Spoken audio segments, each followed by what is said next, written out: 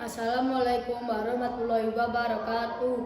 Nama saya Alif Alkoim dari SD Negeri 7 Lawang. Ingin menceritakan dongeng tentang si Klingking. Diterbitkan oleh Yudhistira Ingranegara. Dahulu hiduplah sepasang suami istri di sebuah desa di Pulau Belitung. Walaupun hidup miskin, mereka tetap rukun dan bahagia. Namun, mereka belum mempunyai anak. Mereka tidak putus asa. Hampir setiap saat berdoa kepada Tuhan. Ya Tuhan, karuniakanlah kami seorang anak, walaupun sebesar kelingking. Itulah doa yang selalu mereka panjatkan. Tidak beberapa lama, sang istri mengandung. Beberapa bulan kemudian, sang istri pun melahirkan. Alangkah terkejutnya mereka ketika melihat bayinya hanya sebesar kelingking. Oleh karena itu, mereka memberinya nama Kelingking. Si Kelingking mempunyai kebiasaan aneh. Walaupun badannya sangat kecil, tetapi si Kelingking mampu menghabiskan makanan yang banyak. Orang tuanya menjadi sering kerepotan. Mereka miskin, untuk makan sehari-hari saja susah, ditambah kerakusan si Kelingking, maka kesabaran mereka pun hilang.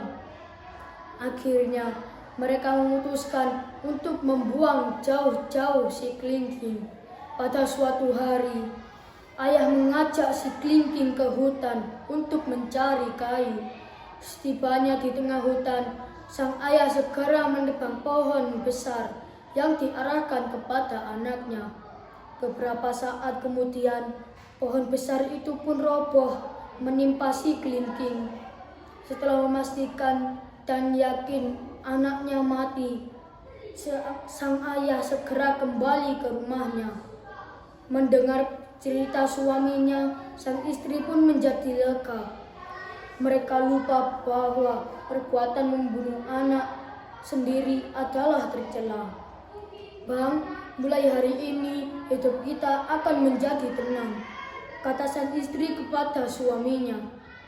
Baru saja kata-kata itu terlontar dari mulut istrinya, tiba-tiba terdengar suara terjakan dari luar rumah.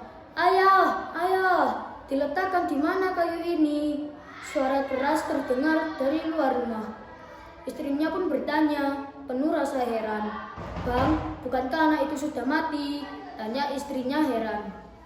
Ayo kita keluar melihatnya, seru sang suami. Penasaran. Mereka sangat terkejut melihat si Kelingking sedang memikul sebuah pohon besar di pundaknya. Setelah meletakkan kayu itu, si Kelingking langsung mencari makanan di rumahnya. Karena merasa kelaparan, ia pun menghabiskan sebakul nasi. Sementara ayah dan ibunya hanya duduk terbengong-bengong melihat anaknya, tidak tahu apa yang harus mereka perbuat.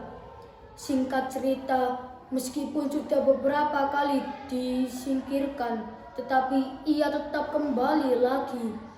Mereka kehabisan akal untuk menyingkirkan si Kelingking.